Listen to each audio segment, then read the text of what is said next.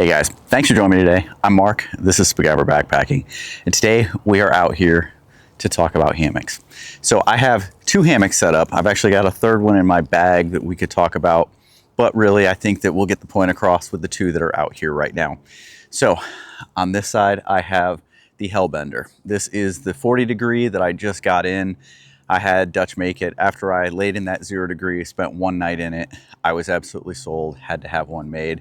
And so I've got this one, which has the bug net, the 40 degree in red. I think it looks pretty awesome. And then over here, I have the hammock that Corey gave me. This is the Majestic Hammock. This is an 11-foot Majestic. And I've swapped out his suspension for just a regular set of straps that I do the Beckett hitch to his whoopee sling suspension that's on there, and it works really, really well for me. I got a lot of questions when I showed my 0 degree, which is what's in my bag, my 0 degree with the top cover. I got a lot of questions about weight, lay, customization. Then I got a lot of questions about how does it compare, how does the lay compare to the Majestic, because the Majestic was one of the few hammocks that I had been able to lay in with my shoulder. Before I got the shoulder replacement, my shoulder hurt a lot laying in any gathered ends, and I had completely given up gathered end hammocks. And even some of the bridges were a little bit too narrow and too much of a squeeze on my shoulders for me to get a comfortable night's sleep. But then I met Corey down at HangCon in 2024 and laid in his Majestic hammock and was absolutely amazed. Again, it has to do with the cut, which I know it's not a new thing. People pointed out that it's been something that's been done in the past, and I know that other companies have done it. Some of them have done it very successfully, while others have failed miserably at creating a different cut that creates pockets for you to lay in a little bit flatter and without the pressure on the heel, without the calf ridge, a little bit less shoulder squeeze. But I will say that on the market right now, of the hammocks that I have laid in, these two do it the best. And so that's why we're talking about these two and doing a comparison, is because I think that these are the two best when it comes to someone that has shoulder squeeze issues, that wants a flatter lay, that wants something that's going to be really comfortable. It is these two hammocks that you should be looking at and choosing from right now. So let's talk about first the Hellbender, then we'll talk a little bit more about the Majestic. So let's go over here. Okay, what we've got here is the Hellbender. So this is a 40 degree Hellbender. I had it done in the brick red. And so, like I mentioned before, this is a sewn in, non-movable, directional lay underquilt. I'm head right, foot left, and so that's how this is set up. It only has one side that you can enter, and it has the zippers on the one side. Really nice, smooth, easy zippers. Much easier than what's on the Chameleon. Chameleon ones had to be a little bit more robust and a little bit bigger, chunkier, in order to facilitate all the different components that you can add on, and just make it so that if you were using it a lot, the entry and exit was never going to get worn out. But this one's a little bit lighter, and for me, a very, very smooth, easy pull. On the outside, you have just the black. On the inside, you actually have the glow-in-the-dark pulls, which is a really nice feature.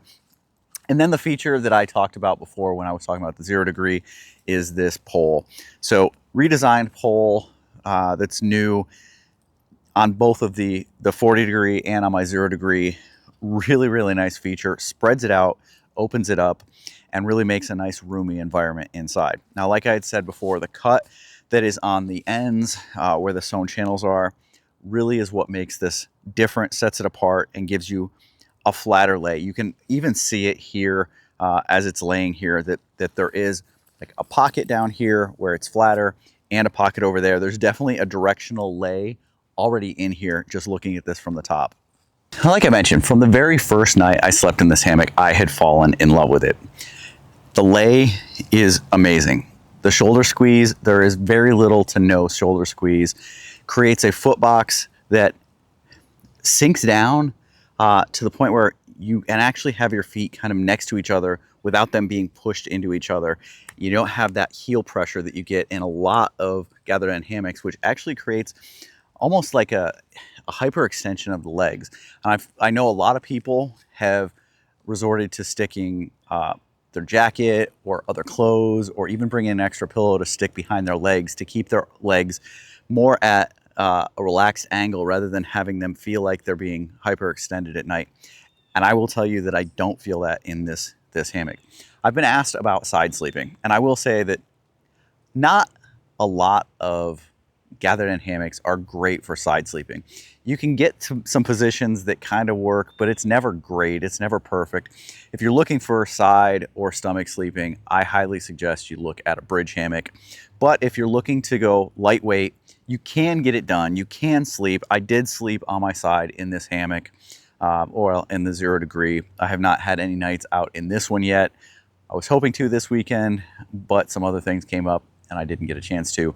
But soon I will be getting out with this hammock. This is my summer hammock. Now that it's here, I'm definitely going to be getting out a little bit more. It's set up, it's ready to go. It's what I needed and it's what I wanted. So another question that I got was about opening this up all the way. You know, a lot of hammocks, when you open them up all the way, you've got a bug net that's kind of in your way. But if I was to be sitting in here, you can see that the bug net's not in my face, it's not in my way. Because of this pole and your ridge line, it keeps it up out of the way. So I could sit here, I could be making food, I could be doing whatever I need to do, and I've got no worries about the bug net here. Once you have this pole in, it just keeps it up off of you. But the great part of about that pole is just how wide and how spread out it makes the hammock when you're inside of it. A lot of hammocks, because there's all that extra fabric, kind of fold in on you or create walls that are really suffocating or confining, and you don't get that as much with this hammock. Now you're still going to have like walls that come up because of you laying in it, but it's going to be a whole lot less. Another obvious question that came up was weight. So how much does this weigh? And so this in the stuff sack minus the pole was 898 grams or 1.97 pounds. You add the pole in, that adds just a little bit more, and it takes it to 935 grams or 2.07 pounds. So just a hair, got a leaf over there, one off, just a hair over 2 pounds. So that is a great weight when you consider has the bug net, has the underquilt. 2 pounds is a pretty light setup. I mean, if you really think about it, hammock, bug net, underquilt, it's going to be tough to get all of that in that area, in that weight, when you're going out backpacking. So that's something to think about. Let's walk over to the Majestic and talk a little bit about that hammock. All right, so this is the Majestic hammock, and it is another USA made. The Hellbender, USA made. The Majestic, USA made. I've met and talked with and had drinks around the campfire with both the owners of Dutchware Gear, Dutch, and Majestic Hammocks, Corey. And both are awesome people. Both have a serious passion for what they do and making sure that they're doing things right. And I think that that's really cool. So the way that this one comes is a package setup where you've got all of the suspension running through it. Like you've got the ridgeline, which is adjustable and removable. It's got a hook here so that you can actually remove it if you wanted to and go without it. And then he has a suspension system that comes with it with carabiners. Now, like I said, I've opted to do away with that. I like running just my regular straps. These are my preferred straps here. They come from Myers Tech. They have the quick, like a fabric or an Amsteel type carabiner for hooking it around the tree, which makes putting it up, taking it down extremely easy and quick. But what I really like about these, you've got some inside pockets here that come with it. A couple different pockets here, and then a longer pocket down the side that you could throw like a water bottle or something in. And you've got those on both sides, which makes it really nice for storing stuff. You don't have to have a ridgeline organizer. You don't have to have pockets hanging off the sides. You've got these inside with you. And of course, there is the tag that lets you know that it is USA made. You've got the Majestic Hammock logo on there. But what makes this nice is he has taken the time and he went through a number of prototypes. even was at the point where he was selling them and then getting feedback, taking feedback from people who had purchased them and making adjustments to make it better. So at HangCon 2024, this was a huge, huge hit. It was one of those things that I found it really odd and kind of interesting, but you know, people knew me. There were a lot of people there that knew me, which that in and of itself was kind of a strange thing, having a lot of people that know your name are saying hi to you and you don't know who they are. And it's kind of an odd feeling. I know that Shug has talked about it in the past, but anyway, a lot of people were coming up to me saying, hey, have you tried out the Majestic Hammock? I just laid in it and I've got very little to no shoulder squeeze. I know that you've had issues with your shoulder. So I actually had quite a few people that came up to me and asked me if I had been over there to see these hammocks. And I had been laying in them pretty much since the beginning. Corey and I had talked beforehand. Some of you guys have been watching this channel and know that I also enjoy disc golf. Corey has also played disc golf, and so we went out and actually met up with a couple of other guys from HangCon, and we played a round of disc golf while we were down in Florida. But that's beside the point. What I was getting into the point was that I had been a fan of Corey's, had known about his work, and had gotten the chance to lay in his hammocks and really, really enjoyed them. It does give you that flatter lay. Now, I do tend to lay in my hammock a little bit differently than some people. I actually have loosened the ridgeline a little bit from what he recommended. So he actually had it a little bit more extended than I do. I have a little bit bigger drop so that when I'm laying in it with my arm fully extended, I am a little bit shy of hitting the ridgeline. So it is actually more like I'd say a dream hammock. Dream hammocks are a lot deeper, in my opinion, as compared to some of the chameleons and other like Dutch hammocks where I can easily reach, with a bent arm, reach the ridgeline. For me, for my height in the 11-foot, this configuration gives me the flattest, best lay. The other thing that you'll notice is that I actually prefer mine with the head a little bit higher than the foot, which is counter to what everyone else will tell you on how to set up a hammock. And so you've got to find what works for you. Don't worry about what everyone else is doing. Don't worry about how other people have their stuff set up. If you have found a setup, if you found a way to configure your stuff that works best for you, stick with it. Now, I will tell you why I like it like this. I have my head probably right in this area. My feet will be almost all the way over here, which means there's not a lot of room on the foot end, but there's quite a bit of room on the head end. What it ends up doing is putting me in a very flat position.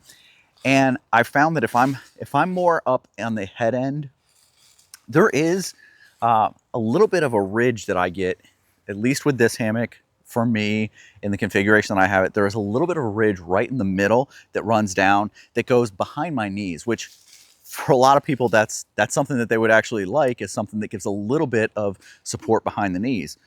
I'm not saying that it's bad, but what I am saying is that if I move down, I get a much flatter lay and I get a better foot box area and less squeeze on my shoulders. So why don't I jump in both of these hammocks and kind of show you what the lay looks like. Actually, before we do that, let's talk about the weight on this hammock.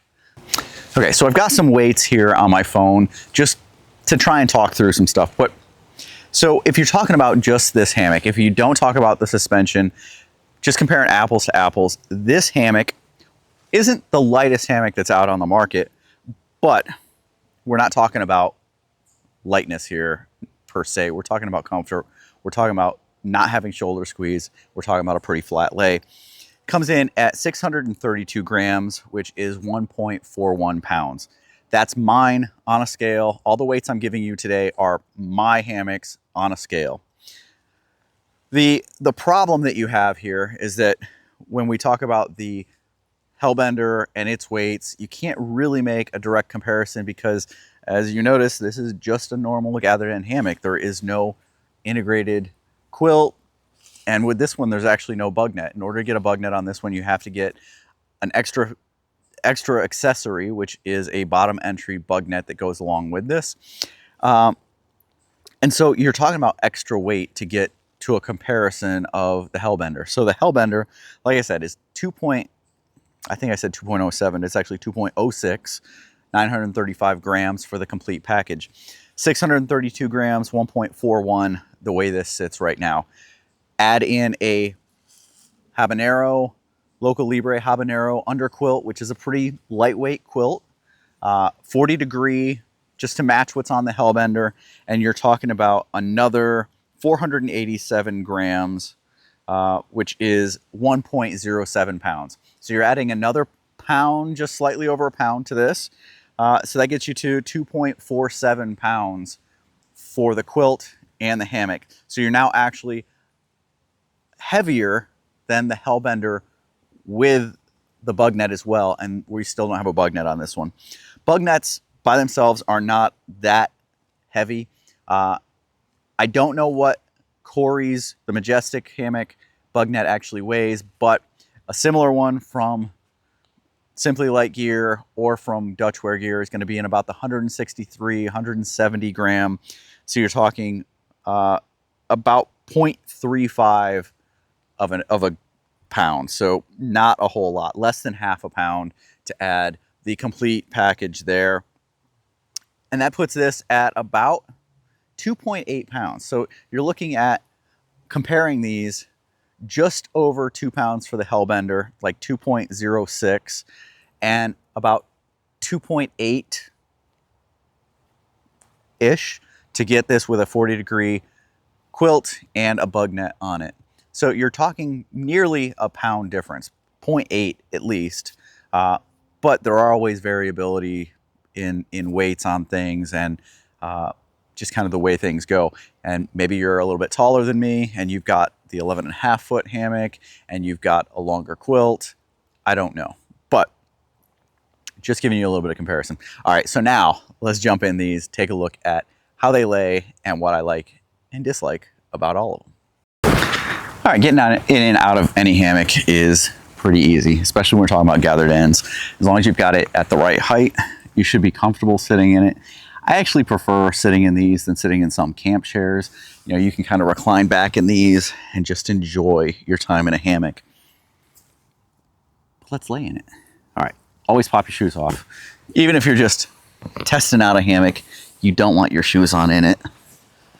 All right, so like I said, I am definitely closer to the foot end. You can see here, I've got pretty flat, a pretty flat lay. My shoulders have a little bit of pressure on this inside. This is the side that's gonna have that wall. Outside is completely flat. You can see that it's still pretty loose over here. You can adjust how tight this is as well so that you don't have any fabric that's flapping around. I actually don't mind it the way that it is. You can adjust yourself, move yourself so you're a little bit more sideways. That little move that I just made took quite a bit of pressure off of this shoulder. But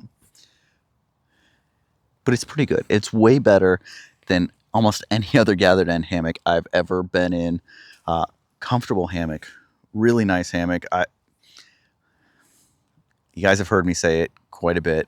This is a great hammock. For me, with my shoulder issues, this was what I went to. Now, when you start talking about side sleeping, you know, you can get on your side. The problem is, like, it's the same thing I kind of struggle with in tents, is where do you put your arm? So I end up finding myself with my arm up over my head along the side quite a bit. And then depending on what insulation you have, your arm is outside of the insulation, so it ends up getting cold. You could pull your arms in if you wanted, but you can see that you can easily lay on your side. You do lose a little bit of that flatness because you're not spread out as much. And so what I find is that you get a little bit of a banana feel.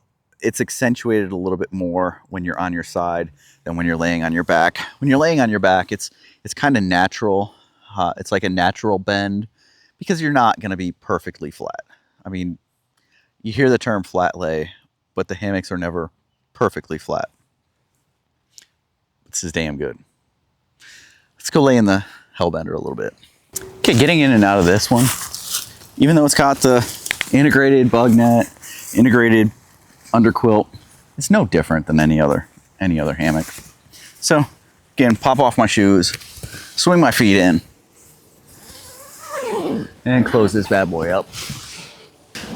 Okay, so now that I'm in here, I can answer some questions, because the question was, how does this compare, the lay of this one, how does it compare to the Majestic? And right off, I'm going to tell you that it is extremely, extremely similar. I think that I have less pressure on my feet. I think that the feet area, the foot area in this one is a little bit deeper, wider. My feet don't have to be pressed up against each other. So it's a little bit more of a trough there.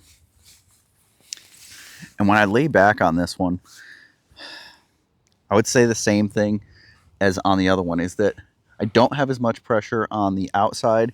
There's still a little bit of pressure on the inside, but if I had to compare them exactly, I would say that there's a little bit less pressure on the Hellbender, at least the way that I have it set up right now. It feels like there's more give over here, whereas on the Majestic, and I don't know, it could be the fabric, there's a little bit of give over here, whereas on the Majestic, it was a pretty firm wall that my shoulder was up against. And so it's not so much that it's squeezing me in, it's that it's up against something. It's like it gives me the room I need, but no more. No more. It's going to stop me right there. The obvious things about getting in this one are instantly I am warm. Whereas, because there's no quilt on the other one, as soon as I laid in it, with there being the breeze that there is out here, and it's just in the low 60s, overcast, got a little bit of a cool sensation. This one, instantly you feel the warmth of that insulation that is right up against you. That can also be one of the downsides. So let's talk about what I dislike about these two hammocks. I am not lying when I say that these are two of my favorite and best gathered in hammocks that are out there. Do I still prefer the bridge hammock? The comfort of my luxury UL, the Townsend luxury UL, is unmatched. It has so much width, so much length, and versatility. There are different positions you can lay in for doing different things. Like if I slide down towards the foot end, my head is a little bit higher. Really good position for reading. If I slide back, I get an extremely flat lay. If I'm laying on my stomach, there's actually a little trough for my pillow and my arms to go under my pillow, which takes all of the pressure off of my shoulders, which makes stomach sleeping absolutely a pleasure in. Stomach sleeping is something that I do at home that gathered in hammocks just don't work all that well for. But knowing that, you know, when I'm out doing a backpacking trip, I'm usually killing myself. I'm usually out there busting my butt, putting in the miles, wearing myself out, carrying the backpack with all my stuff in it. I'm tired by the time I get to camp. Eat, get in, and go to sleep.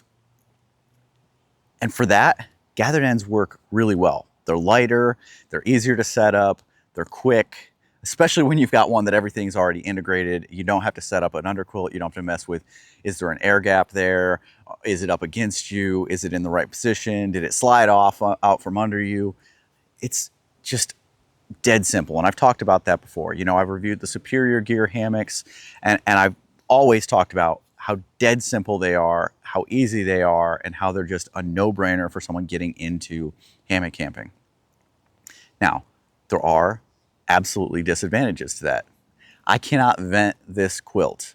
If it is a warm, humid, nasty, muggy day out, if I sit in this, if I lay in this, that heat that I was talking about, that instant heat that today is absolutely amazing and most evenings is absolutely amazing, on those really, really hot, muggy days or nights where it doesn't cool down, it's up in the 80s overnight, it's going to be a sweat factory in here. There is no relief from it. You can't vent it.